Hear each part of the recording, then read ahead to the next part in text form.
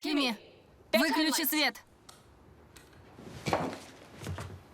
Кимми, включи саботаж. Кимми, звук на максимум.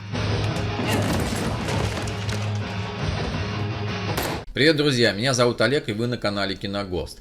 Кимми 2022 года – фильм-триллер режиссера Стивена Содерберга с Зоей Кравиц в главной роли. Его премьера состоялась на платформе HBO Max 10 февраля 2022 года. Фильм рассказывает о Бенджи Чайлд, страдающей агорафобией сотруднице корпорации, отвечающей за расшифровку голосовых данных, поступающих на умные колонки Кимми, которой однажды попадает в руки загадочная запись. В Кимми Содерберг, прибегая к довольно классическому для триллера набору инструментов, высказывается тем не менее о современности. Фильм не имеет масштабов трилогии Оушена или Заражения 2011 года, но, кажется, кино, говорящее среди прочего о последствиях пандемии для одного конкретного человека, не должно иметь исполинских размеров. Вот ты где!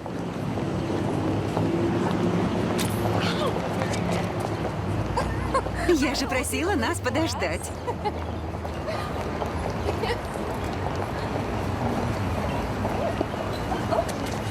Не падай. Я держу. Что? Заткнись. Фильм «Кимми. Актеры и роли». Зои Кравиц, Анджела Чайлд, сотрудница корпорации Амигдала по обработке голосовых данных Кимми. Байрон Бауэрс, Терри Хьюз, бойфренд Анджел, живущий в соседнем доме. Дерек Дель Гаудио, Брэдли Хеслинг, генеральный директор компании Амигдала, производителя Кимми. Рита Уилсон, Натали Чоудхури, руководитель отдела органической голосовой интерполяции. Хайми Камил, Антонио Ривас, наемный убийца. Бека Сихорулидзе, хакер Юрий. Дэвин Ретрей, Кевин, сосед Анджелы из дома напротив. Где она сейчас, Юрий? Вопрос не в том, где она, а в том, куда идет. Я не знаю, было не видно. Может, на север. Там блядская толпа. Этим долбоебам больше заняться нечем. Все суют нос в чужие дела. Кем лестия? Региональное управление ФБР. Запрошено 23 минуты назад. Зои Кравиц рассказала изданию Digital Trends, что не является поклонницей технологий еще до того, как связалась с Кимми, регулярно прикрывая веб-камеру своего компьютера и не используя голосовых помощников Alexa или Siri.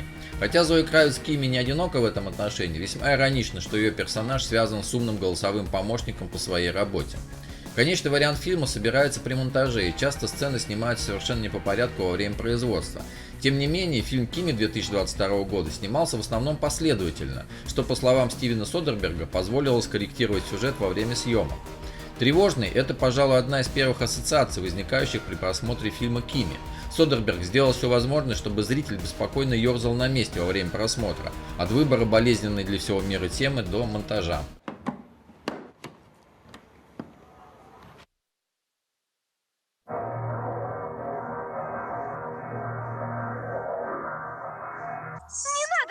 Завали ебало, сука. Фильм «Кимми» – умелый портрет эпохи коронавируса, который в один момент и вовсе начинает спекулировать на теориях заговора. Если начинается фильм как картина Хичкока «Окно во двор» 1954 года, то ближе к финалу Кимми обрастает целым комплексом современных фобий: прослушивание личных устройств, слежка спецслужб и сокрытие насилия на сексуальной почве. А Анджела, которая впервые за долгое время выходит в открытый мир, заражается массовой паникой, как покажет опыт, не беспричинно.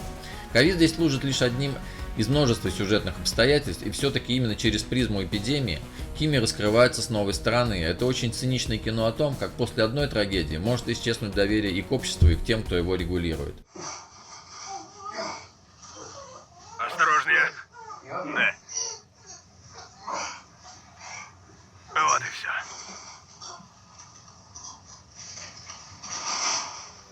Фильм «Кимми» сюжет. Анджела Чайлд, Зои Кравиц, сотрудница корпорации, отвечающая за расшифровку голосовых данных, поступающих на умные колонки Кимми. Из-за агорафобии она работает из дома, и хотя регулярно встречается со своим соседом Терри, Байрон Бауэрс отказывается выходить на улицу. Однажды среди голосовых записей Кимми ей попадают свидетельства о нападении на женщину. Анджела использует помощь Дариуса, IT-специалиста, чтобы получить доступ ко всем голосовым записям пользователя, чье устройство отправило жалобу. Анджела узнает, что устройство принадлежало Саманте Геррити, которая обвинила человека по имени Брэд в изнасиловании и впоследствии была убита за то, что пригрозила раскрыть правду. Анджела обеспокоена и пытается сообщить об инциденте своему начальнику, который предлагает ей связаться с Натали Чоудхури, Рита Уилсон, руководителем отдела органической голосовой интерполяции компании. Анджела вынуждена выйти из своей квартиры и противостоять своей агорафобии. Когда она встречается с Натали, то понимает, что компания пытается замять это дело. Анджела начинает подозревать, что виновником является важная фигура в компании. Эй! Эй, 4F? Анджела? Наконец-то я с тобой встретился.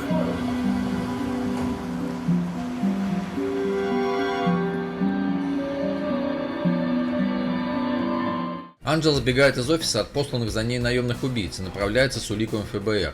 По пути до офиса ФБР его выслеживает хакер по имени Юрий.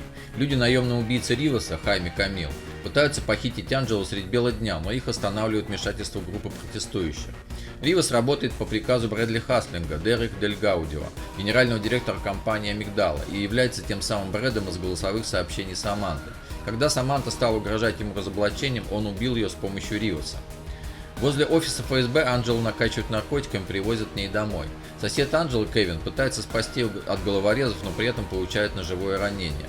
Ривас держит Анджелу и Кевина под прицелом и требует все доказательства против Брэдли, которые есть у Анджелы. С помощью Кими Анджела отвлекает головорезов и прячется на чердаке. Она достает гвоздомет и использует его, чтобы расправиться с бандитами. Анджела сообщает властям о преступлении и делится уликами. Брэдли арестовывают, и скандал становится достоянием общественности. А как тебя зовут? Я Кевин. Спасибо, Кевин.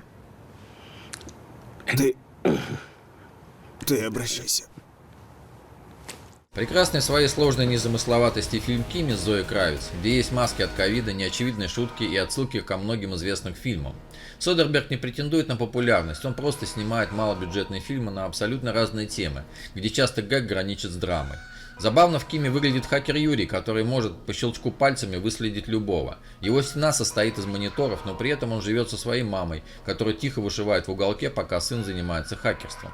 Визуал фильма Кими радует глаз искушенного киноэстета. Очень качественный, несмотря на то, что место действия в основном квартира героини Зои Кравиц с Кими.